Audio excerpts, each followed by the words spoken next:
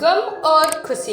यह कहानी एक छोटे से गांव की लड़की साक्षी की है, जो जीवन के विभिन्न उतार चढ़ावों से गुजरते हुए गम और खुशी के असली अर्थ को समझने की कोशिश करती है।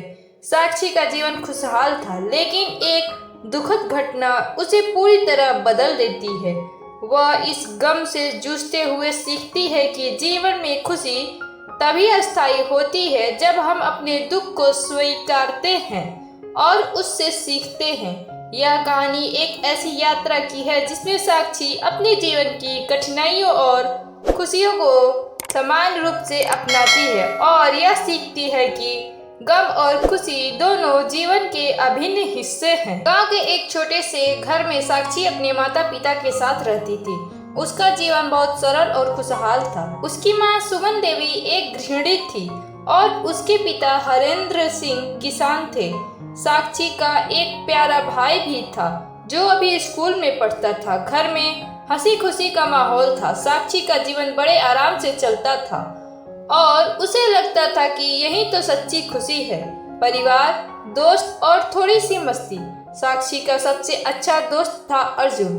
अर्जुन और साक्षी बचपन से एक साथ खेलते थे और दोनों के बीच एक गहरी दोस्ती थी। अर्जुन और साक्षी अक्सर गांव के किनारे स्थित झील के पास बैठकर सपने बुनते थे। वे दोनों आपस में बात करते और यह सोचते थे कि बड़ा होकर वे क्या करेंगे, लेकिन उनकी जिंदगी में अभी बहुत समय था। एक दिन साक्षी के गांव में एक अचानक मुसीबत आ गई। गांव में बाढ़ आई और कई घर पानी में डूब गए। साक्षी के घर का भी यही हाल हुआ। खेत, घर और सभी जरूरी सामान पानी में बह गए। साक्षी के पिता ने हर संभव कोशिश की, लेकिन उनका सब कुछ खो चुका था। वह पूरी तरह से टूट गए थे। साक्षी की माँ सुमन देवी भी मानसिक रूप से बहुत परेशान हो गई थी। साक्षी ने देखा कि उसका परिवार पहले जैसा नहीं था। उसके माता पिता अब एक दूसरे से ज्यादा बातें नहीं करते थे और घर में एक खामोशी सी छा गई थी। साक्षी की खुशियाँ जैसे धुंधली सी होने लगी थी। उसने महसूस किया कि जिंदगी बहुत अस्थिर है और जो कल था वो आज नहीं है। अर्जुन भी अब साक्षी से मिलने नहीं आता था। वह खुद अपनी परेशानियों में उलझा हुआ था। साक्षी अकेलेपन में घिर गई थी और यह सोचने लगी थी कि क्या सच में जिंदगी में खुशियाँ होती है या ये बस एक भ्रम था। एक दिन साक्षी के मन में विचार आया कि वह इस गम से बाहर निकलने की कोशिश करेगी। उसने निर्णय लिया कि वह अपने माता पिता की मदद करेगी और उनके साथ मिलकर घर को फिर से बनाएगी। उसने महसूस किया कि अगर वह खुद को और अपने परिवार को हिम्मत नहीं देगी तो कुछ नहीं हो पाएगा। साक्षी ने गांव के अन्य लोगों से मदद लेना शुरू किया। उसने कुछ पुराने रिश्तेदारों से पैसे और सामान जुटाने के लिए संपर्क किया।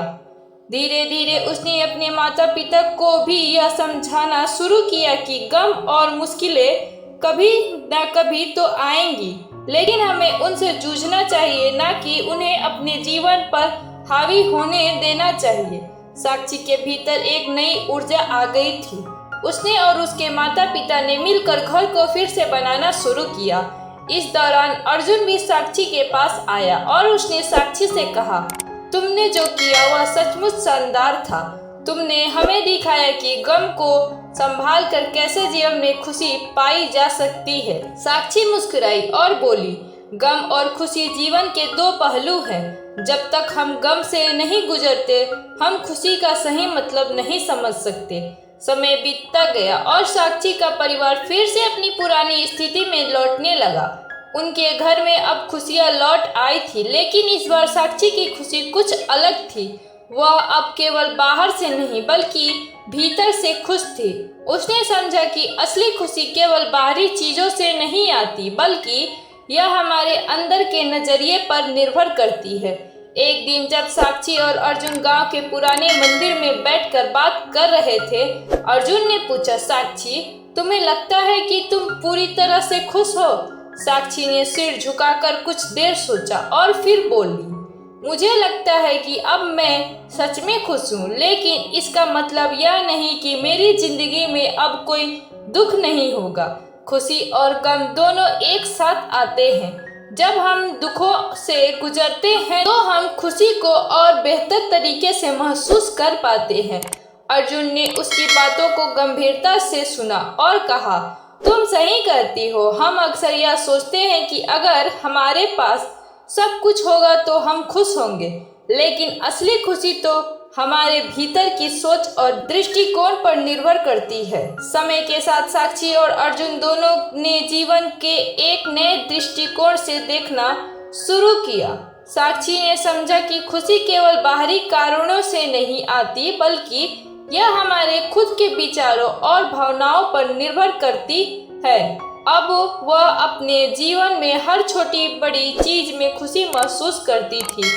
अपने परिवार के साथ समय बिताना, खेतों में काम करना या फिर दोस्तों के साथ हंसी मजाक करना, अब ये सब उसे खुशी देने लगे थे। उसने सीखा कि हर स्थिति में हमें धैर्य और समझ से काम लेना चाहिए। अर्जुन और साक्षी अब एक दूसरे को अपना सबसे अच्छा मित्र मानते थे। दोनों ने अपने गम और परेशानियों को साझा किया था और इसने उनकी दोस्ती को और भी गहरा कर दिया। साक्षी ने यह भी समझा कि गम को सहन करना ही हमें असली खुशी का एहसास कराता है।